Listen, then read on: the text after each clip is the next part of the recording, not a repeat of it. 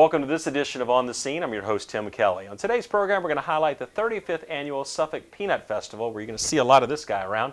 And if you're nuts about books, the Suffolk Public Library System now has downloadable audiobooks. All that and more. Stay tuned.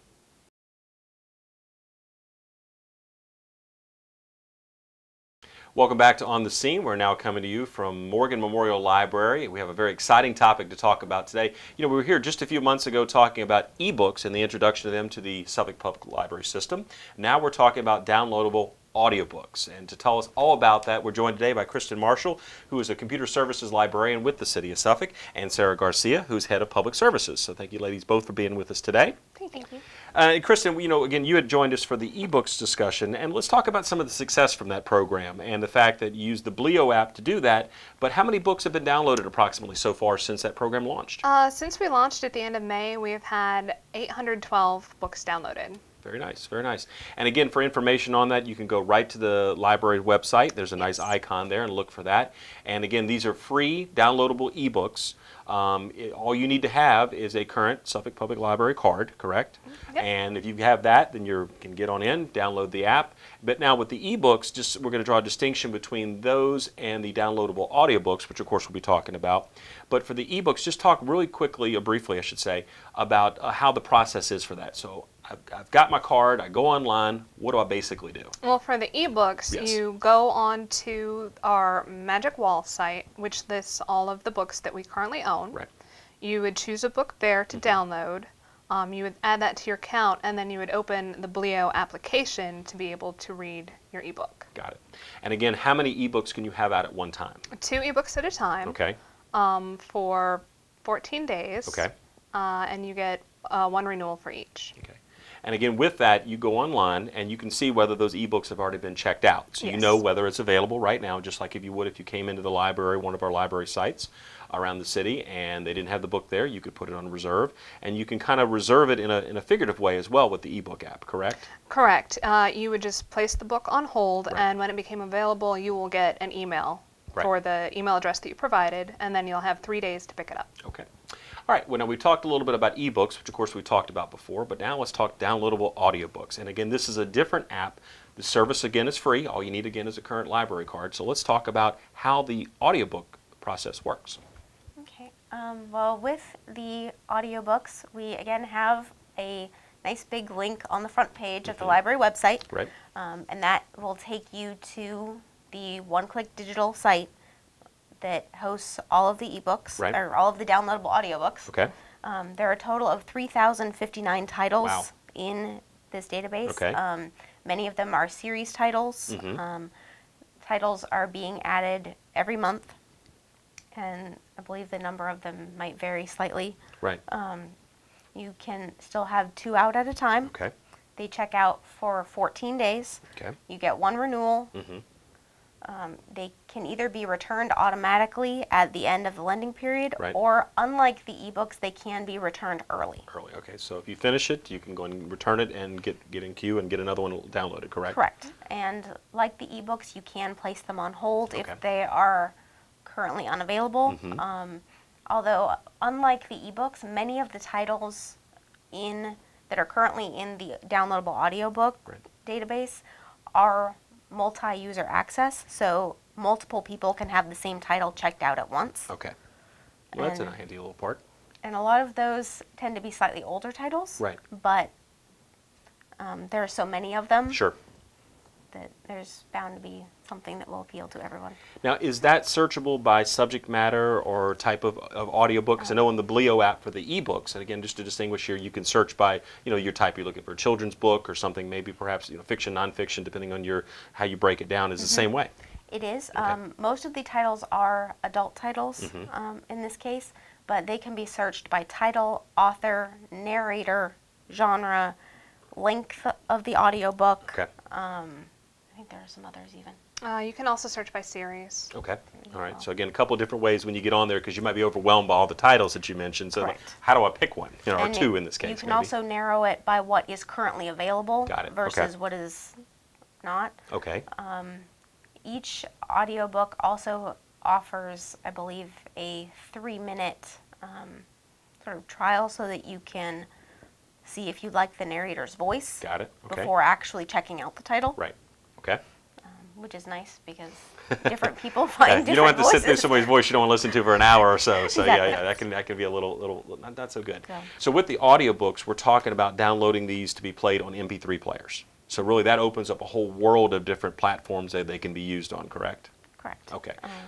And just some examples. Just talk about some of the Uh-huh. examples that people are thinking. Well, wait a minute. What is an MP3 player? Is it my iPod? Yes, it is. Correct. There's an iPod. There are Zune players. There are multiple Right. MP3 players, whether it's a very inexpensive one or a very expensive one. If it can play an MP3, Right. you can use it to play these downloadable audiobooks. Got it.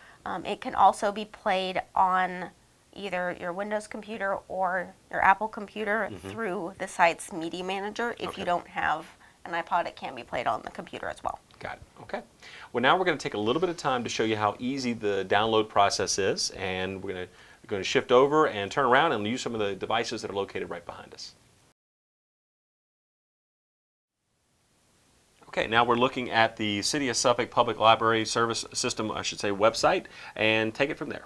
Okay, well, when you come to our website, you'll notice that we now have this big logo for One Click Digital. To get to the actual site that has the books, you just click on the big link, and it takes you right here. This first page is going to show all of our newest titles.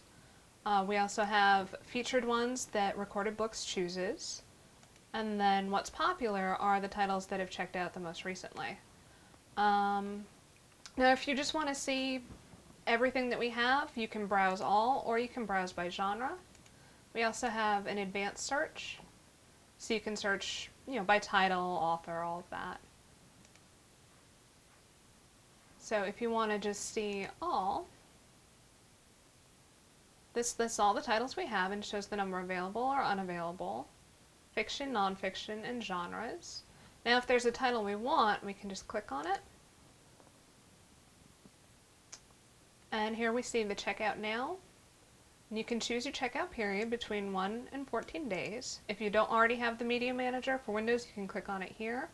And when you go to checkout, it's already checked out. I could renew it here if I wanted to, and then if I go to my collections, it will show me the books that have checked out, or I can download it, renew, or return. It'll show any holds that I have. Got it. And if I had checked other books out before, it would also show my history. Right. So after you download a book, you go ahead and open the Media Manager and sign in. And it will show the books that you have checked out. There's the one that I just did. And you can either play it through here, you can renew or return your book, or you can download and transfer to a device. Okay. So if you have, say, an iPod, if you plug it in and click on download and transfer, it's detecting any devices you have attached to your computer. So they would need to be physically attached, not through some kind of a wireless connection type thing. Right. Okay. All right. And then it's downloading the book. Got it. And with iPods or other Apple devices, it will just automatically open iTunes, go through that, and put it on your device. Okay. Again, you noted again, just to reiterate again, 2 titles you can have out at a time. Right. You need to have a current library card. Now, let's say someone's at home, they're online, and they're going through the service, and they're going, wait, I got a problem. This isn't working quite like I thought, or maybe this technology is a little bit over my head. What are the suggestions for what they should do? What's the first step if they're encountering an issue, which, I mean, it should be as simple as what you just went through right there, but if Right. someone would run into something, what would you recommend? Well, first I would go ahead to their little help link, and they do have FAQs, user tutorials. They also have a support link, and you can put in your information here. You can also email them directly at support@oneclickdigital.com. Okay. Or you can call them Monday through Fridays from 8:30 to 5 at 1-877-77-AUDIO. That's 1-877-772-8346. Okay. So again, they would be providing some customer support in case you needed it. But again, Yeah. you noted that the website does have a wealth of information to Yes, kind of it help you does. through probably some of the real basic things that people might run up against if they're just unfamiliar with perhaps downloading and using audiobooks or something on their devices like Yeah. that. So again, everything's pretty simple in that capacity there. Now, One Click Digital also has apps for Android devices Right. or iOS devices such as Okay. iPhones, iPads, and that looks kind of like this. Okay. So after you open the app, you would put in your information.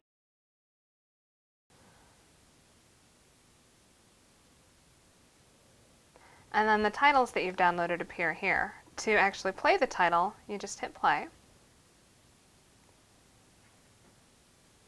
And it takes it a moment to download.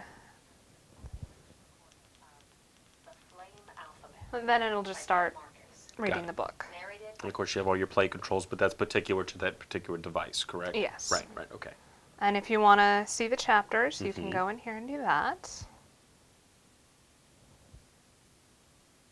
You can also go to Browse More Titles. Okay, And that will take you to the website that we were just on. right.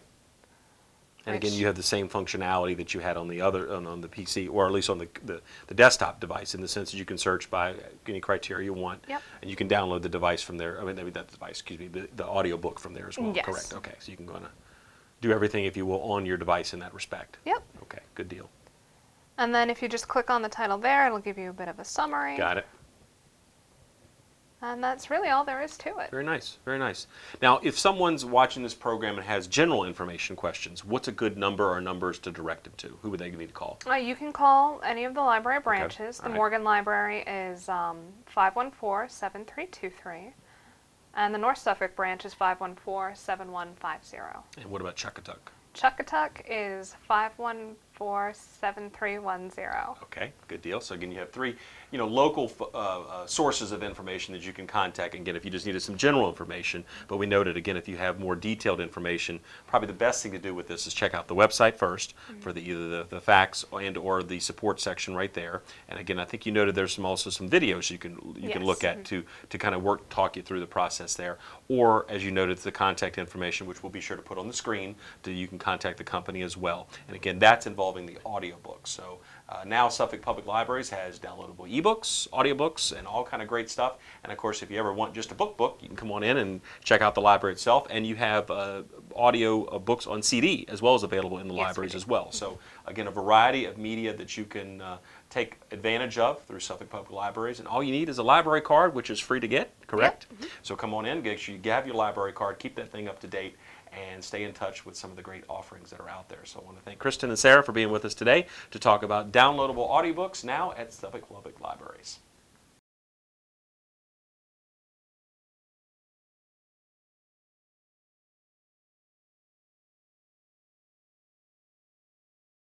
Welcome back to On the Scene, and we're here to talk about everybody's favorite event, Peanut Fest. And this year is the 35th annual edition, so we have a lot to talk about as usual.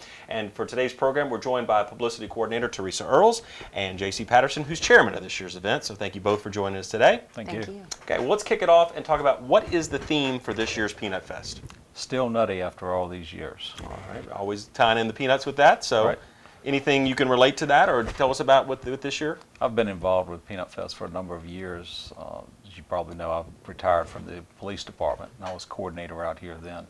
It's just amazing to me, every year you've got the same volunteers that come back every year, and they take this site and basically make a city out of it Right. in just a matter of a week or so. It just amazes me every year with just volunteers being able to pull this off. I mean, you're right, because you walk around the site right now, it's just an open field basically, and you That's got these all it streets out there, and you're thinking, where does this lead? And you come back in a couple of weeks and you put everybody here, it looks completely different. Like you said, it's like its own little community in town. It is. Yeah. It is. And you have to be a little nutty to do this year after year. Yes, you do. Yes, you do. Thick shell, right? That's right. Okay. Enough of the puns there. We'll leave that one behind just for a little bit. But let's talk about Peanut Fest this year and some of the events. And of course, it's a 4-day festival, so it's a lot to talk about. But let's kick it off with Thursday. Shrimp Feast is one of the highlights on that day. But Teresa, if you could talk about some of the other great events going on, specifically on Thursday. We'll take it day by day. Well, Thursday, like you said, kicks it off, and it's fun because we get a 4-day festival, not just a weekend festival. But Shrimp Feast, which is the Rotary Club's event, it's all-you-can-eat shrimp, barbecue, chicken, baked beans, rolls. Eat, drink, and be merry for real. From 3 to 7 on Thursday, it's $30 per ticket, and certainly that supports the Rotary Club. And I know that several businesses throughout the city do sell tickets, as does the Suffolk Visitor Center. That's my plug for us. Correct. But we're really excited because it gets several thousand people down to Peanut Fest at one time, and that is also wristband night. So for $25, it's all you can ride rides. And as a parent, I know that those rides can add up a little, so that is a great deal. You can put a wristband on your kids and send them out for the evening, and they'll have a great time. Now, we're moving to Friday. Of course, Friday's a full day. Thursday picks it up kind of afternoon to evening, as you said. Exactly. Friday, we have a full day. But, of course, the schools are playing a big part. Also, some of the kids' stuff going on during the day. But then it rolls on into Friday night, where I believe we have the Demolition Derby and some other fun things going on with that. And with Friday, if you come early, you can park for free until noon. And that saves $10 per vehicle. And you can put as many people in your vehicle as you like, safely. And then, of course, we have a variety of arts and crafts and bingo and events all throughout the day, whether it's cornhole or horseshoes. It's not just an evening festival. There's always something to do from the time it opens to the time it closes. And with Friday evening, like you said, the Demolition Derby, which is a lot of fun. If people are actually going out there to wreck each other, it's awesome.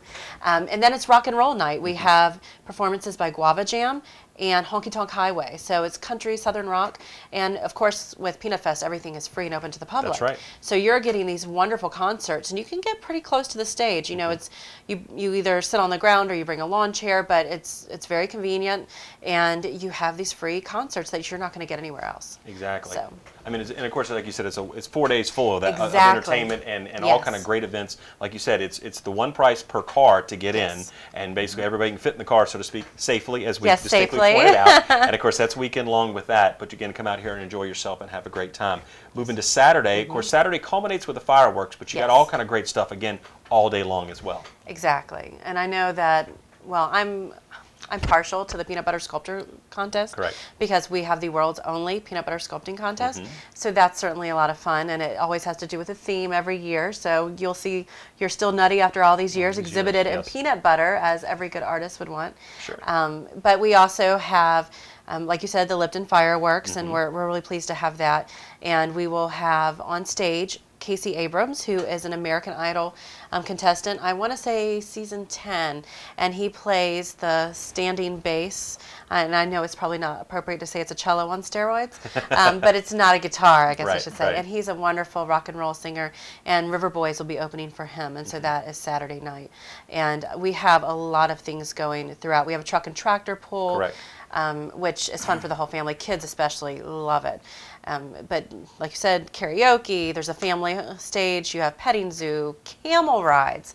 Have you ever ridden a camel? No, I can honestly say I've never ridden Are a you camel. going to this time? Yes. Okay. If the camel will hold me, If the camel agrees, you will take it, you will go off on an adventure.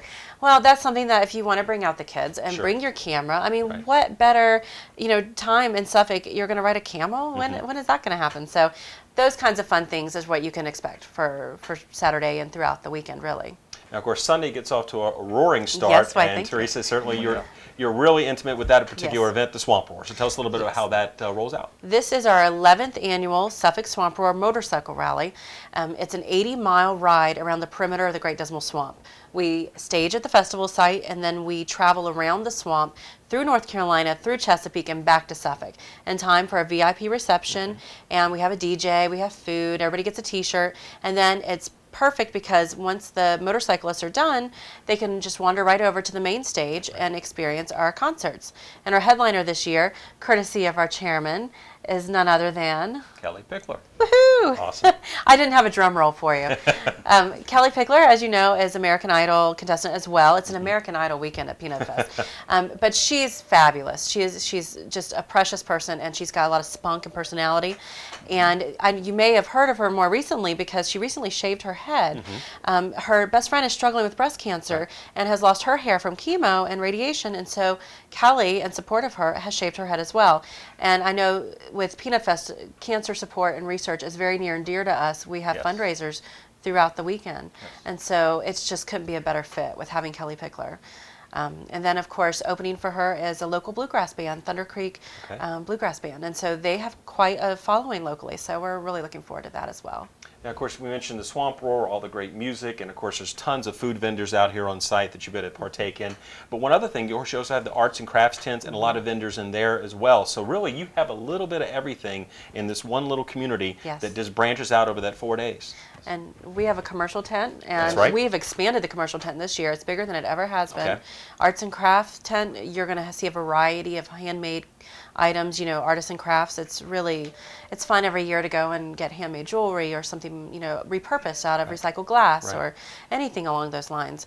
I know that I walk away with a full tote every year and get your Peanut Fest t-shirt. You'll see how many t-shirts from all these years. I know, were there t-shirts back 35 years ago? No.